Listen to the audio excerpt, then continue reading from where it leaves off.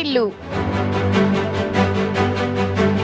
భారతీయ న్యాయ సేవ ఫౌండేషన్ ఆధ్వర్యంలో ఈరోజు కస్బా స్కూల్లో విద్యార్థులకు నో డ్రగ్ డైల్ బై 1972 కార్యక్రమంపై అవగాహన సదస్సు నిర్వహించారు. ఈ కార్యక్రమంలో task force CI Bangaru Papa, school HM Visalakshi, motivator Ramadevi, deputy DEO Venkataramana, Nilamalla retired MEO Gandhi, retired engineer Satyanarayana తదితరులు పిల్లలను ఉద్దేశించి మాదక ద్రవ్యాలను ఉపయోగించవద్దని, ఎవరైనా వాడినట్టు తెలిసినా మీరు వెంటనే మీ ఉపాధ్యాయులకు కానీ మీ తల్లిదండ్రులకు కానీ తెలియజేయాలని, భవిష్యత్తులో ఇటువంటి దురలవాట్లకు పాల్పడవద్దని పిల్లలకు వివరించారు. సమాజంలో అనేక సేవా కార్యక్రమాలు చేసే సంస్థలు ఉన్నాయి. భారతీయ న్యాయ సేవా ఫౌండేషన్ అనేది ఒక అతి వినూత్నమైన స్వచ్ఛంద సేవా సంస్థ. ఈ సంస్థని సుప్రీంకోర్టులో న్యాయవాదిగా పనిచేస్తున్న శ్రీకాంత్ వర్మ, హైకోర్టులో న్యాయవాదిగా పనిచేస్తున్న యశ్వంత్ వర్మ అనే ఇద్దరు యువ న్యాయవాదులు స్థాపించారు. వాళ్ళ లక్ష్యం ఒకటే, పిల్లలందరినీ మంచి పౌరులుగా తయారు చేయాలి. ఈ పిల్లలిద్దరూ మన విజయనగరం జిల్లాలో టాస్క్ ఫోర్స్ సిఐగా పనిచేస్తున్నటువంటి శ్రీమతి బంగారు పాప గారి పుత్రరత్నాలు.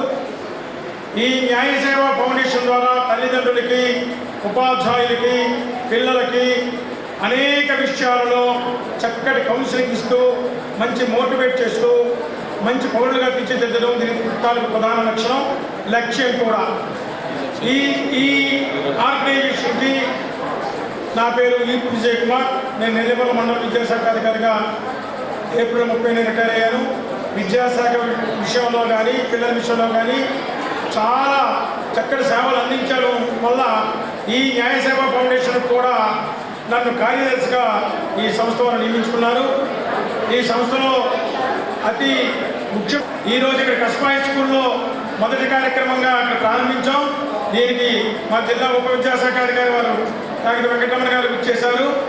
వారికి కూడా ప్రత్యేక ధన్యవాదాలు. దీని ముఖ్య ఉద్దేశం ఏంటంటే ఈరోజు ఈ కార్యక్రమంలో ఇటీవల కాలంలో సమాజంలో ముఖ్యంగా విద్యా సంస్థల్లో తెలిసి తెలియని వయసులో ఉన్న పిల్లలకి ప్రలోభ పెట్టి ఈ మత్తు పదార్థాలకి, డ్రగ్స్కి, మాదక ద్రవ్యాలకి అలవాటు చేస్తున్నారు. ఆ అలవాటు చేయడం వల్ల వాళ్ళ జీవితాలతో పాటు వాళ్ళ కుటుంబాలు కూడా నాశనం అయిపోతున్నాయి. వాళ్ళ కుటుంబాలు కూడా దుఃఖంలో మునిగిపోతున్నాయి. తలెత్తుకోలేని అవమానకర పరిస్థితుల్లో ఉంటున్నారు. ఆఖరికి మొత్తం సమాజం కూడా భ్రష్టు పట్టిపోయే పరిస్థితుల్లో ఉండడం వల్ల ముందు పిల్లలకి అసలు ఈ డ్రగ్స్ తీసుకోకుండా ఉండే రకంగా అనేక రకాలైన స్పీచెస్ ద్వారా, స్లైడ్స్ ద్వారా, పవర్ పాయింట్ ప్రోగ్రామ్స్ ద్వారా వీరికి తెలియజేస్తూ, దానివల్ల వచ్చే అనర్థాలను కూడా తెలియజేస్తూ అటువంటివి తీసుకోకుండా ఉండాలని కోరుకుంటూ వాళ్ళందరినీ మోటివేట్ చేయడం జరిగింది.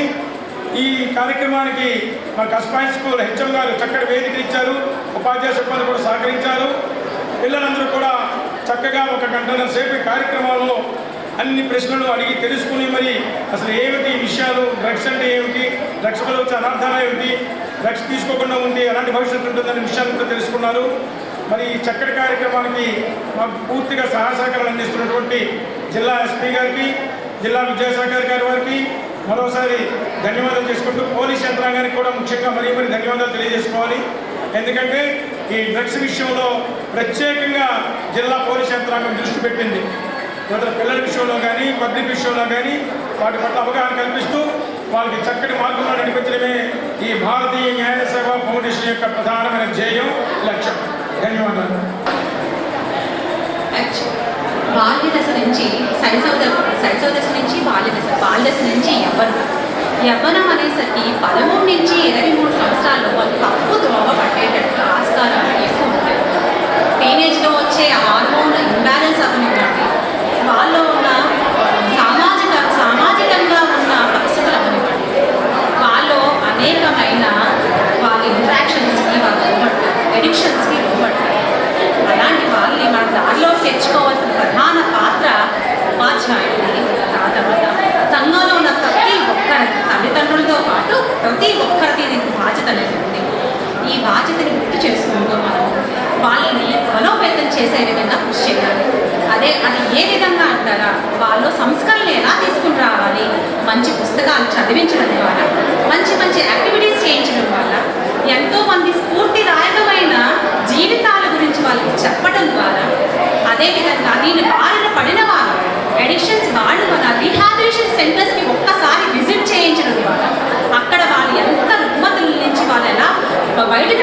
వాళ్ళు ప్రయత్నిస్తున్నారో అది తెలియజేయాలి.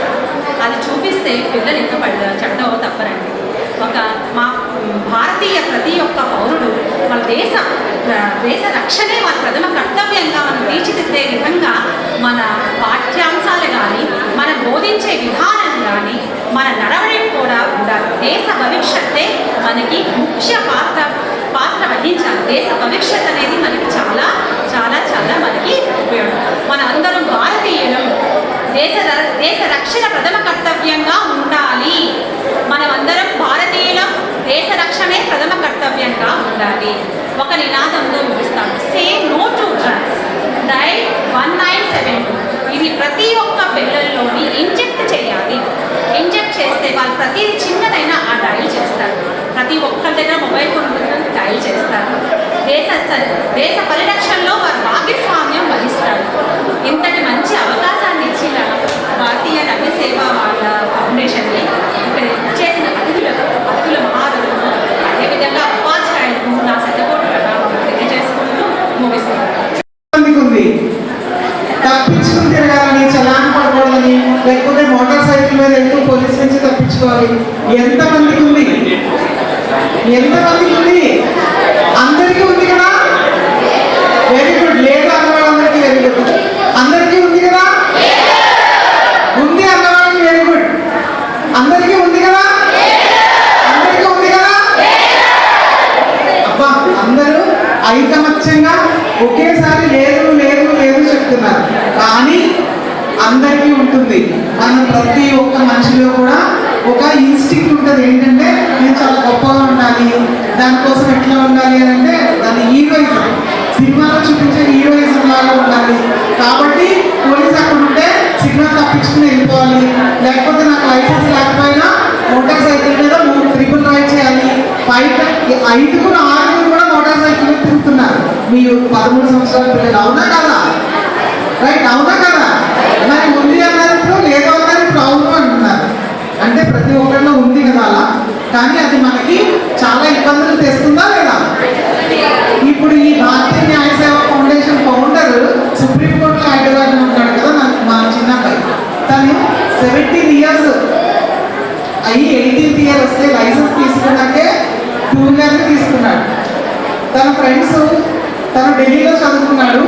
ఎప్పుడైనా వైజాగ్ వచ్చినప్పుడు 2 వీలర్ మీద వెళ్ళేటప్పుడు హెల్మెట్ వేసుకునేవాడు. 2 వీలర్ మీద బ్యాక్ సైడ్ కూర్చున్నా కూడా హెల్మెట్ వేసుకునేవాడు. కారు డ్రైవ్ చేస్తే ఖచ్చితంగా సీట్ బెల్ట్ పెట్టుకునేవాడు. నేను పక్కన కూర్చున్నా కానీ నేను సీట్ బెల్ట్ వేసుకోకపోతే కారు తీసేవాడు కాదు. అర్థమైందా? ఏం చెప్తున్నాను అర్థమైందా మీ అందరికీ? తనను చూసి అప్పుడు తన ఏజ్ అంతా 18 అంటే 19లో కదా లైసెన్స్ వస్తుంది. 19 ఇయర్స్లో తన బిహేవియర్ అది మీకు అర్థమవుతుంది కదా? అర్థమైందా అందరికీ? 19 ఇయర్స్లో అట్లా బిహేవ్ చేస్తున్నందుకు తన ఫ్రెండ్స్ మాతో పాటు ఉంటారు కదా, తన ఫ్రెండ్స్ తన ఢిల్లీ నుంచి వచ్చినప్పుడు చూడటానికి వచ్చిన వాళ్ళందరూ కూడా ఏమంటారు? ఏమని ఉంటారు చెప్పండి. ఏంట్రా ముసలోళ్ళలాగా అంటారా కదా? ఏంట్రా నువ్వు ముసలోళ్ళలాగా హెల్మెట్ వేసుకుంటున్నావు, బండి వెనకాల కూర్చున్నా హెల్మెట్ వేసుకున్నావు. సార్ రండి, వెల్కమ్ సార్.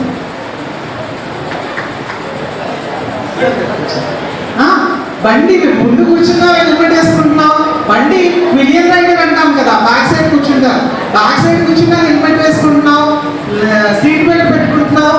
నీకు ఎంజాయ్ చేయాలని లేదా? లైఫ్ అక్కర్లేదా? ముసలోళ్ళలాగా బతికేస్తావా? ఇట్లా అంటే తను చెప్పిన ఒకే ఒక్క సమాధానం, నేను లైఫ్ టైం నేను ఎక్కడ మోటివేషన్ క్లాసులకి వెళ్ళినా చెప్పేది అది ఒక్కటే, నాకున్నది ఒకటే జీవితం, నీకు ఎక్కువ ఉంటే యూ ఎంజాయ్ యువర్ సెల్ఫ్ అన్నాడు. ఏమన్నాడు? కాదు, నాకున్నది ఒకటే జీవితం, మీకు ఇంకా ఎక్కువ జీవితాలు ఉంటే, మీకు ఇంకొక తల ఉంటే మీరు హెల్మెట్ వేసుకోకుండా రైడ్ చేయండి. మీకు ఇంకొక లైఫ్ ఉంటే మీరు సీట్ బెల్ట్ వేసుకోకుండా డ్రైవ్ చేయండి. అంటే నాకున్నది ఒకటే జీవితం అని ఎప్పుడు చెప్పాడు? ఆ రోజుల్లో, చాలా ఒక 10 ఇయర్స్ బ్యాక్ అనుకుందాం.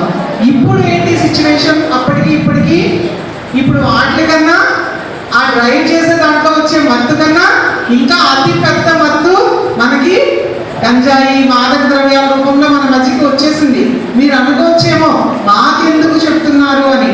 నేను టాస్క్ ఫోర్స్ సిఐగా విజయనగరం వచ్చినప్పుడు నేను ఇంతకు ముందు విశాఖపట్నం సిటీలో ఇక్కడ ఫస్ట్ పోస్ట్కి 2000 నుంచి 2006 వరకు 3-4 పోలీస్ స్టేషన్లో చేసి విశాఖపట్నం సిటీకి వెళ్ళి ఇక్కడికి టాస్క్ ఫోర్స్ ఇన్స్పెక్టర్గా వచ్చే ముందు విశాఖపట్నం సిటీలో ద్వారకా సబ్ డివిజన్ క్రైమ్లో ఇన్స్పెక్టర్గా చేసినప్పుడు నా దగ్గర నా కంట్రోల్లో 3 పోలీస్ స్టేషన్స్ ఉండేవి.